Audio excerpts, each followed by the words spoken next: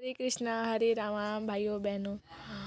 आज हम गीता के पहले अध्याय में जब धृतराष्ट्र ने पूछा कि हे संजय, धर्म भूमि कुरुक्षेत्र में एकत्रित युद्ध की इच्छा वाले मेरे पांडु के पुत्रों ने क्या किया, तो उस पर संजय का उत्तर होता है, दृष्ट्वा तु पांडवानीकं व्यूढ़ं दुर्योधनं तदा आचार्यमुपसंगम्य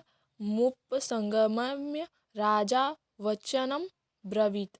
संजय बोले, उस समय राजा दुर्योधन ने व्यूह रचना युक्त पांडवों की सेना को देखकर और द्रोणाचार्य के पास जाकर यह वचन कहा। प्रश्न, दुर्योधन को राजा कहने का क्या अभिप्राय है?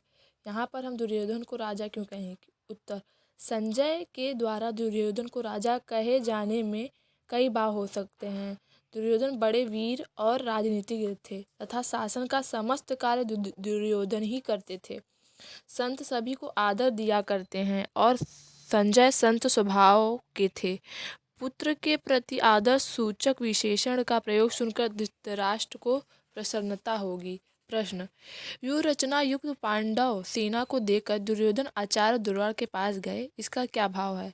भाव यह है कि पांडव सेना के व्यूह रचना इतने विचित्र ढंग से की गई थी कि उसको देखकर दुर्योधन चकित हो गए और अधीर होकर स्वयं उसकी सूचना देने के लिए द्रोणाचार्य के पास दौड़े गए। उन्होंने सोचा कि पांडव सेना की व्यूह रचना देख सुनकर दुर्योधन के महान आचार्य गुरु द्रोण उनकी अपेक्षा अपनी सेना की और भी विचित्र रूप से व्यूह रचना करने के लिए पितामह को परामर्श देंगे।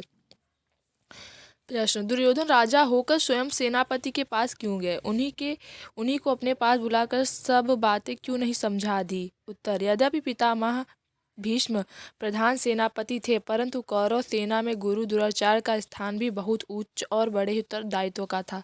सेना में जिन प्रकार योद्धाओं की जहाँ नियुक्ति होती है, यदि वे वहाँ से हट जाते हैं तो सैनिक व्यवस्था में बड़ी गड़बड़ी मच जाती है। इसलिए द्रोणाचार्य को अपने स्थान से न हटाकर दुर्योधन ने ही उनके पास जाना उचित समझा।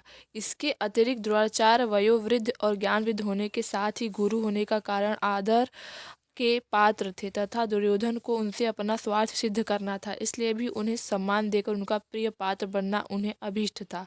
पारमार्थिक दृष्टि से तो सबसे नम्रतापूर्ण सम्मान युक्त व्यवहार करना कर्तव्य है ही।